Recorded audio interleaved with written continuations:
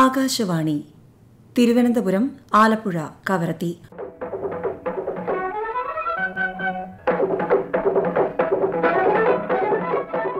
പ്രാദേശിക വാർത്താ വിഭാഗം അവതരിപ്പിക്കുന്ന വാർത്താ തരംഗിണി.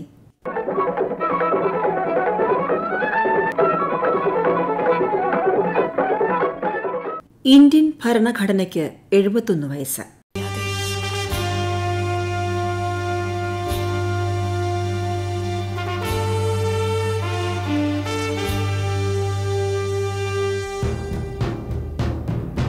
ഇന്ത്യൻ ഭരണഘടനാ ദിനമാണ് നവംബർ 26.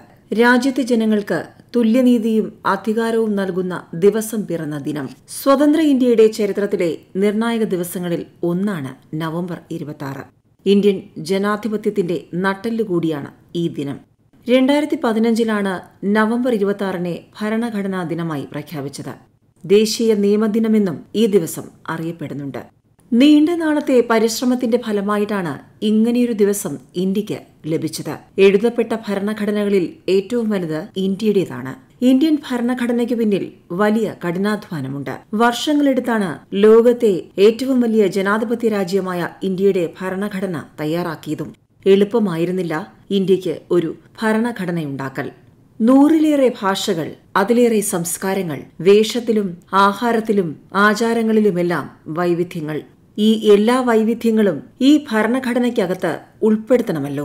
അതിന് കഠിനാധ്വാനം തന്നെ വേണ്ടിവന്നു ഇന്ത്യൻ ഭരണഘടനയുടെ ശില്പി ഡോക്ടർ BR അംബേദ്കർക്ക്.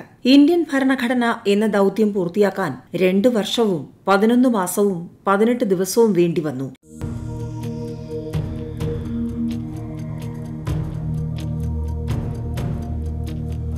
ഇന്ത്യൻ ഭരണഘടനയുടെ ശില്പി ഡോക്ടർ BR അംബേദ്കറുടെ വാക്കുകൾ കേൾക്കാം. Paragraph 3 envisages the future constitution of India.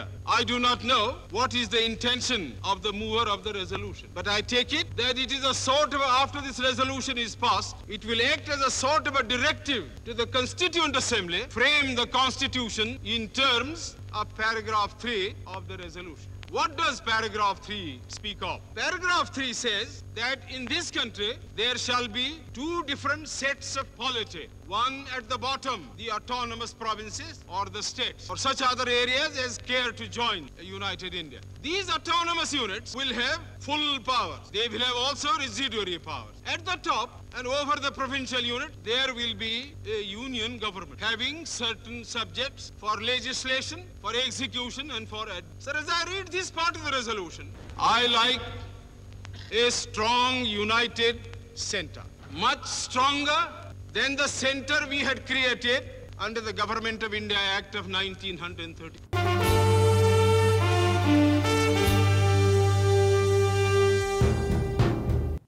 Doctor സച്ചിദാനന്ദ സിൻഹയുടെ നേതൃത്വത്തിൽ 1946 ഡിസംബർ 9 ഭരണഘടനാ അസംബ്ലി ആദ്യമായി യോഗം ചേർന്നു. ഈ യോഗം വിജയം കണ്ടതോടെ 1947 ഓഗസ്റ്റ് 26 ഡോക്ടർ BR അംബേദ്കറുമായി ചേർന്ന് ഒരു കരട് സമിതി രൂപീകരിക്കാൻ തീരുമാനമായി.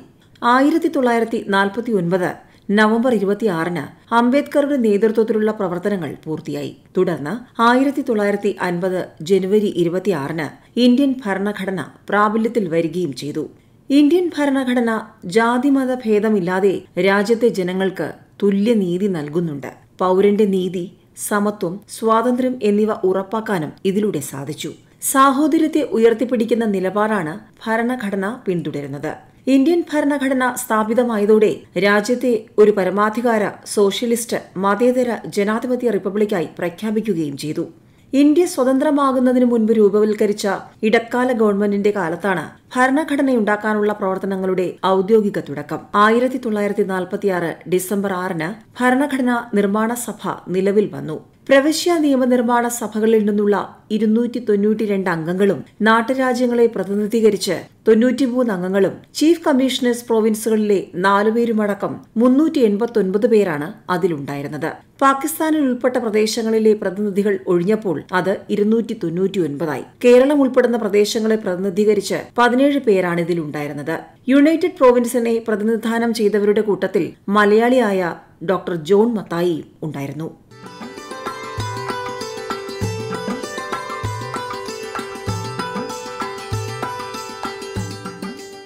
ഭരണഘടനാ നിർമ്മാണ സഭയുടെ ആദ്യ യോഗം 1946 ഡിസംബർ 9 കോൺസ്റ്റിറ്റ്യൂഷൻ ഹാളിൽ ചേർന്നു. 1946 ഡിസംബർ 23 വരെ നടന്ന സമ്മേളനത്തിൽ ആചാര്യ കൃപലാനിയാണ് ആദ്യം സംസാരിച്ചത്. ഡോക്ടർ സച്ചിദാനന്ദ സിൻഹയായിരുന്നു സഭയുടെ താൽക്കാലിക അധ്യക്ഷൻ. പിന്നീട് ഡോക്ടർ രാജേന്ദ്ര പ്രസാദ് അധ്യക്ഷനായി. BN റാവുവായിരുന്നു നിയമോപദേഷ്ടാവ്. ഡിസംബർ 13 ജവഹർലാൽ നെഹ്റു അവതരിപ്പിച്ച ലക്ഷ്യപ്രമേയം 22 യോഗം അംഗീകരിച്ചു. 1947 ബ്രിട്ടീഷ് വാഴ്ചയിൽ നിന്നും ഇന്ത്യ മോചിതമായി. ഇന്ത്യക്ക് സ്വാതന്ത്ര്യം നൽകുന്നതുമായി ബന്ധപ്പെട്ട് ബ്രിട്ടീഷ് പാർലമെന്റ് പാസാക്കിയ നിയമമായിരുന്നു ഇന്ത്യൻ ഇൻഡിപെൻഡൻസ് ആക്ട്. ഇതിലെ വ്യവസ്ഥ പ്രകാരം ഇന്ത്യയുടെ പൂർണ്ണ അധികാരം നിയമനിർമ്മാണ സഭ ഏറ്റെടുത്തു. അന്നത്തെ നിയമമന്ത്രിയായിരുന്ന ഡോക്ടർ BR അംബേദ്കർ അധ്യക്ഷനായി ഇന്ത്യൻ ഭരണഘടനയുടെ കരട് നിർമ്മാണ സമിതി 1947 ഓഗസ്റ്റ് 29 നിലവിൽ വന്നു. ഭരണഘടനയുടെ ആദ്യ പകർപ്പ് 1948 ഫെബ്രുവരിയിൽ പ്രസിദ്ധീകരിച്ചു. നിയമനിർമ്മാണ സഭയെന്ന നിലയ്ക്കുള്ള കോൺസ്റ്റിറ്റ്യൂവന്റ് അസംബ്ലി ആദ്യമായി നവംബർ 17 ചേർന്നു. GV മാവുലങ്കറെ സ്പീക്കറായി തിരഞ്ഞെടുത്തു. 1950 ജനുവരി 26 ഭരണഘടന നിലവിൽ വന്നു. ചരിത്രകാരനും അധ്യാപകനുമായ ഡോക്ടർ MG ശശിഭൂഷൺ വാർത്താ തരംഗിണിയോട്.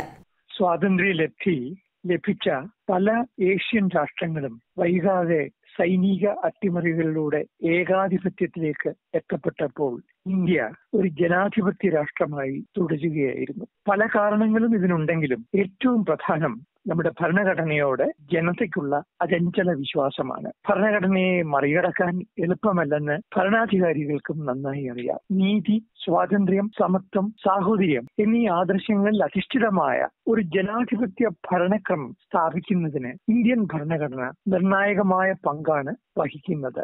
ഭരണനിർവഹണം, നിയമനിർമ്മാണം, നീതിന്യായ പരിപാലനം തുടങ്ങിയ ഭരണയന്ത്രത്തിന്റെ വ്യത്യസ്ത വിഭാഗങ്ങൾ തമ്മിലും കേന്ദ്ര സംസ്ഥാന ഗവൺമെന്റുകൾ, തദ്ദേശ സ്വയംഭരണ സ്ഥാപനങ്ങൾ തുടങ്ങിയ ഭരണനിർവഹണ ശക്തികൾ തമ്മിലുള്ള ബന്ധങ്ങളെ നിർണയിക്കുന്നതും നിർവചിക്കുന്നതും നമ്മുടെ ഭരണഘടനയാണ്. സ്ഥാപനങ്ങൾക്ക് സംസ്ഥാന സർക്കാരുകളെ തിരുത്തുവാൻ അവകാശമുണ്ടെന്ന് വ്യവസ്ഥ ചെയ്യപ്പെട്ടിട്ടുള്ളപ്പോഴും വികസന പ്രവർത്തനങ്ങൾക്ക് വേണ്ടി നിലകൊള്ളുന്ന തങ്ങളുടെ വഴിമുടക്കാനുള്ള ഉദ്യമങ്ങൾ എവിടെ നിന്നുണ്ടായാലും അത് അനുവദിക്കാനാവില്ലെന്ന് വാദിക്കുന്ന സംസ്ഥാനങ്ങൾ പുതിയ കാലഘട്ടത്തിൽ ഉണ്ടായെന്നിരിക്കും. ജനങ്ങളെ ബന്ദികളാക്കുന്ന, അതായത് ഹോസ്റ്റേജസ് ആക്കുന്ന ഒരു നടപടിക്കും ഭരണഘടന എന്നാൽ അനുവാദം നൽകുന്നില്ല. ഭരണഘടന തുടങ്ങുന്നത് തന്നെ ജനങ്ങളുടെ പരമാധികാരം വിളംബരം ചെയ്തുകൊണ്ടാണ്.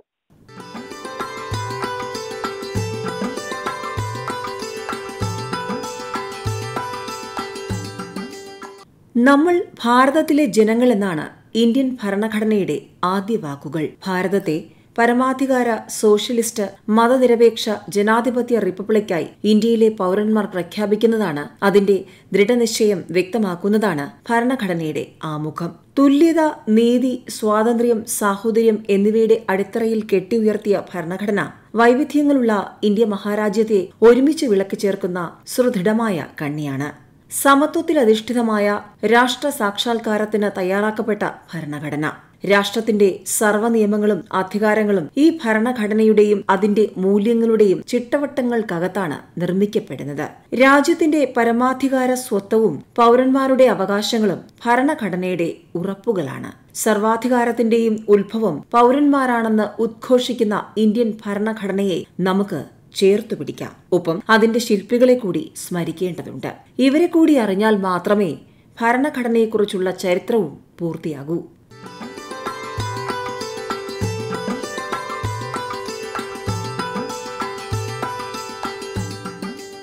ജസ്റ്റിസ് കമാൽ പാഷ വാർത്താ തരംഗിണിയോട്. നമ്മുടെ ഭാരതത്തിന്റെ ഭരണഘടനയുടെ 71ാം വർഷത്തിലേക്ക് വയസ്സിലേക്ക് അത് കടക്കുകയാണ്. നവംബർ 26. അപ്പോൾ ഈ നമ്മുടെ ഭാരതത്തിന്റെ ഭരണഘടന എന്ന് പറയുന്നത് ലോകത്തെ ഏറ്റവും ബൃഹത്തായ ഭരണഘടന എന്ന് വേണം പറയാൻ. കാരണം ഇത്രത്തോളം വലിയ ഭരണഘടന വേറെ ഇല്ല. കാരണം ഇത് 395 ആർട്ടിക്കിൾ ഉൾപ്പെടുന്ന ഭരണഘടനയാണ്. ഈ ഭരണഘടനയിലെ ഉള്ള കാര്യങ്ങൾ എന്ന് പറയുന്നത് യഥാർത്ഥത്തിൽ അതിന്റെ ആശയങ്ങൾ പല വിദേശ രാജ്യങ്ങളിൽ നിന്നും അതിന്റെ ആശയം കടമെടുക്കുന്നുണ്ട്. ആശയം സ്വീകരിക്കാൻ നല്ല ആശയങ്ങൾ. ചിലർ പറയും ഇത് ഇറക്കുമതി ചെയ്തതാണെന്ന്, അത് വിവരമില്ലാത്തവർ പറയുന്നതാണ്. ആശയങ്ങൾ കടമെടുക്കുന്നതിൽ ഒരു തെറ്റുമില്ല. നല്ല ആശയങ്ങൾ, ഇപ്പൊ സാഹോദര്യം, അതേപോലെ തന്നെ സമാധാനം, ഇങ്ങനെയൊക്കെയുള്ള ആശയങ്ങൾ, തുല്യത, ഇതൊക്കെ കടമെടുക്കുക എന്ന് പറയുന്നത് വളരെ വലിയ കാര്യമാണ്. അത് ഒരാൾ പറഞ്ഞു പോയി എന്നുള്ളത് കൊണ്ട് നമുക്ക് എടുക്കാൻ പാടില്ല എന്ന് പറയാൻ പാടില്ല. ഇവിടെ നോക്കുമ്പോൾ നമ്മുടെ ഭരണഘടനയുടെ പ്രിയാമ്പിൾ എന്ന് മാത്രം ഒന്ന് നോക്കിയാൽ അത് പ്രിയാമ്പിൾ എന്ന് പറയുന്ന ഭരണഘടനയുടെ ഹൃദയമാണ്. അതിനകത്ത് എല്ലാം ഉൾക്കൊണ്ടു. We the people of India, അതായത് ഇന്ത്യയിലെ ജനങ്ങളായ നാം solemnly declare to constitute India into a sovereign social secular democratic republic. ഇത്രയും കാര്യങ്ങളാണ് അതിന്റെ ക്രക്സ് എന്ന് പറയുന്നത്. സോഷ്യലിസ്റ്റിക് അപ്രോച്ചാണ്, അതുപോലെ സോവറൻ പരമാധികാരമുള്ള രാജ്യമാണ്, അത് മാത്രമല്ല മതനിരപേക്ഷത പുലർത്തുന്ന രാജ്യമാണ്. പിന്നെ and to ensure to all its citizens, എല്ലാ പൗരന്മാർക്കും ഉറപ്പുവരുത്തുന്നത് എന്താണ്? Justice, liberty, equality and fraternity. അതായത് നീതി എന്ന് പറയുന്ന 3 വിധത്തിലാണ്: സാമൂഹ്യമായും സാമ്പത്തികമായും രാഷ്ട്രീയമായുള്ള നീതി, അതുപോലെ തന്നെ ലിബർട്ടി സ്വാതന്ത്ര്യം, ഇക്വാളിറ്റി തുല്യത, അതുപോലെ ഫ്രറ്റേണിറ്റി സഹോദരി. ഇതെല്ലാം ഉറപ്പുവരുത്തുന്നതാണ് നമ്മുടെ ഭരണഘടന. എന്നിട്ട് എന്താണ് അവസാനം? And we have presented this constitution to ourselves. നമ്മൾ ചമച്ച്, നമ്മൾ കോഡിഫൈ ചെയ്തെടുത്ത്, ക്രോഡീകരിച്ചെടുത്തിട്ട് നമുക്ക് തന്നെ സമർപ്പിച്ചേക്കാണ് നമ്മുടെ ഭരണഘടന. അപ്പൊ അതാണ് അതിന്റെ ഏറ്റവും വലിയ പ്രത്യേകത. അപ്പോ നമ്മൾ തന്നെ നമുക്ക് വേണ്ടി ചെയ്ത ഒരു കാര്യം അതിനെ നമുക്ക് തള്ളിപ്പറയാൻ പറ്റില്ല. അതിനെ പൂവിട്ട് പൂജിക്കണം. എല്ലാ മതങ്ങളുടെയും വിശ്വാസങ്ങൾ, അതുപോലെ തന്നെ എല്ലാ മതഗ്രന്ഥങ്ങളുടെയും വിശുദ്ധ ഗ്രന്ഥങ്ങളുടെയും അതിന്റെ അന്തസത്ത മുഴുവൻ നമ്മുടെ ഭരണഘടനയിൽ അരച്ചു ചേർത്തിട്ടുണ്ട്. അതാണ് നമ്മുടെ ഭരണഘടന. ഈ ഭരണഘടന എന്നും നിലനിൽക്കണം. നമ്മുടെ രാജ്യത്തെ തുല്യത എന്നും പുലരണം. നമ്മുടെ രാജ്യത്തെ മതനിരപേക്ഷത എന്നും പോകണം. ഇവിടുത്തെ ഡെമോക്രസി, ജനാധിപത്യം എന്നും നിലനിൽക്കണം. ഈ ആഗ്രഹത്തോടുകൂടി നമുക്ക് മുന്നേറാം.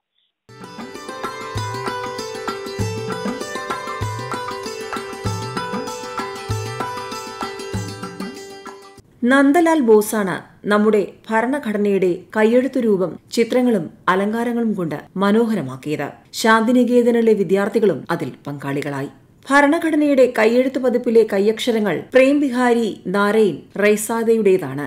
പ്രതിഫലം കൈപ്പറ്റാതെയാണ് അദ്ദേഹം ഈ ജോലി നിർവഹിച്ചത്. ഇറ്റാലിക് ശൈലിയിലുള്ള ഇംഗ്ലീഷ് അക്ഷരത്തിലാണ് എഴുത്ത്. ഭരണഘടനയുടെ ആമുഖ പേജ് തയ്യാറാക്കിയത് നന്ദലാൽ ബോസിന്റെ ശിഷ്യനായ ബെഹാർ റാം മനോഹർ സിൻഹയാണ്.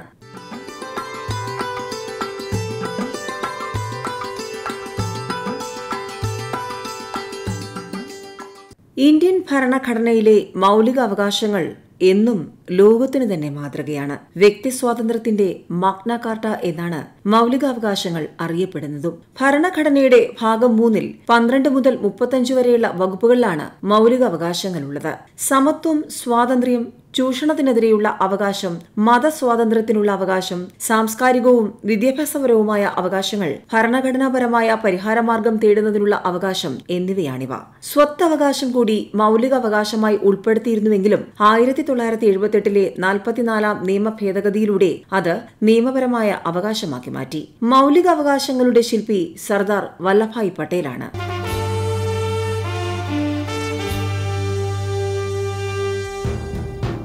എന്നും നമ്മുടെ അഭിമാനമാണ്, തലയെടുപ്പാണ് ഇന്ത്യൻ ഭരണഘടന.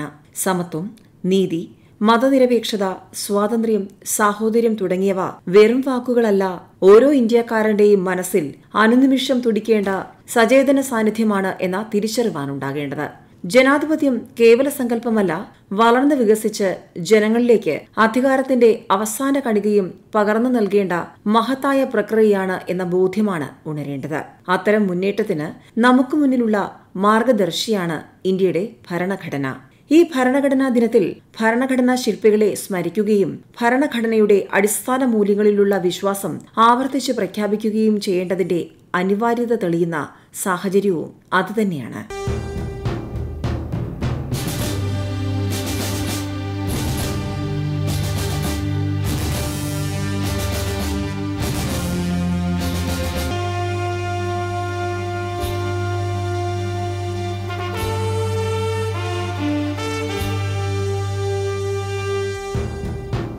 വാർത്താതരംഗിണി സമാപിക്കുന്നു.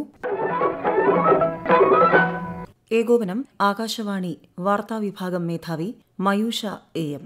തയ്യാറാക്കി അവതരിപ്പിച്ചത് ലക്ഷ്മി മോഹൻ. വാർത്താതരംഗിണി ഇനി തിങ്കളാഴ്ച രാവിലെ 9 മണിക്ക്.